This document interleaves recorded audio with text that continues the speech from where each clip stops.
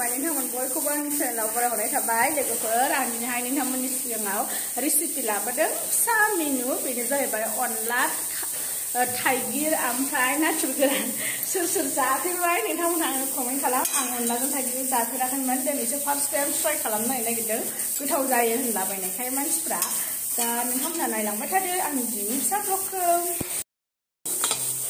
थाइगिरखौ एसे एवनानै लाग्रोनांगौ खोमा आंबो बांद्राय रोङा दे आं जाफेरखायाखैनो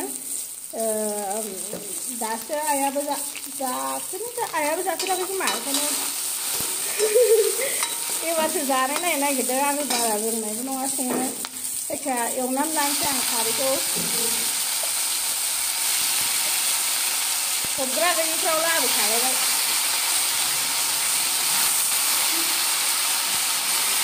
गोथानो अयथासार मोनामोलै आंनिया आरो माबायो मा होनोमोनलाय गेसाबो फारसे जाया बांद्राय दोनखोना मागोसोमोनथाय गोखैल' जाखैसै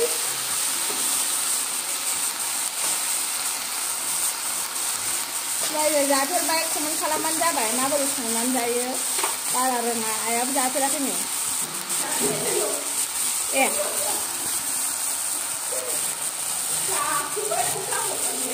बे जाफेरबायनो आइया गोथाव जागोन दे होननायमोन नालाय नोंबो मैया बिदि जाबाय एसे मोजां एवनानै लानोसै नाथुर गोरान होगोन आं बेयाव ना गोथांजोंबो जायो मानसिफ्रा जानाया ना गोथांजों जाफेरबाय आंबो आंना एवनाया मोजां जाबाय मोजाङैनो जाबाय दै होनोसै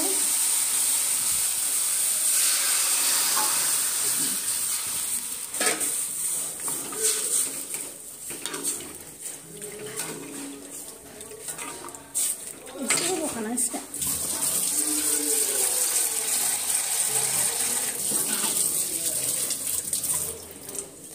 गोथाव जागोन बायदि मोनदां दैखौ गरम होबाय एसे लाथा लाथा जानो बायो आं माने एसे लाव लाव जानांगौ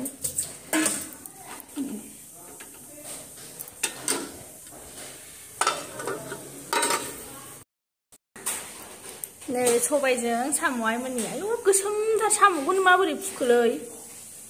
जा गोसोम नैबे खारै साम'खौ आरो बासिबावबायसो खारै होबाय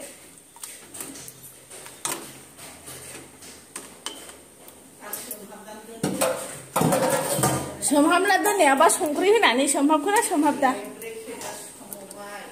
संख्रि होदों संख्रि होनांगौ बे हागाव सिला दाननायनि माबाया ओंखारजोबो फिसा फिसानो संख्रि होथारना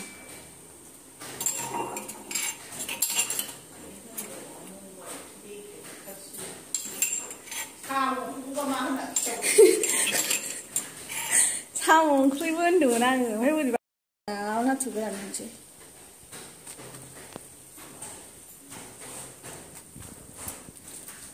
नाथुर गोरानाबो एसेयानो 20 थाखाल'थारहाय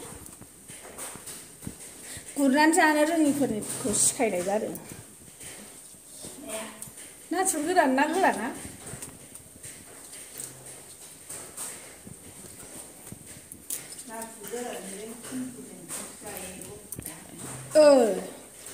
जानांगौलै जोंहाबो र' आंहाबो थेबाया जायो भिन्दिखौ बिरादनो बे फैबाथाय नोगोद भिन्दि ग्लब ग्लब गाबो अबेनिया गलायबावदोंसो आरो अन होजासिगोन दे 10 थाखा दसेनो मोनोना नङाबा नै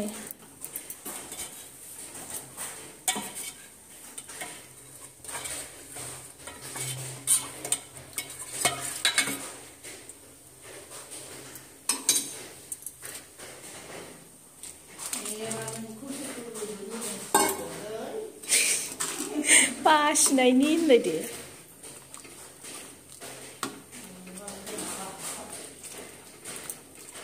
माथो नों अनला ओंख्रि संबा जमबाय थानांगौ खायनो संनो बायोहां एसे नेबाय थानांगौ बेखौनो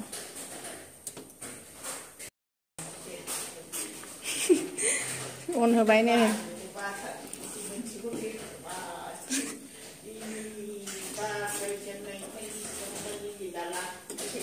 माथो सर्टकाट जानांगौ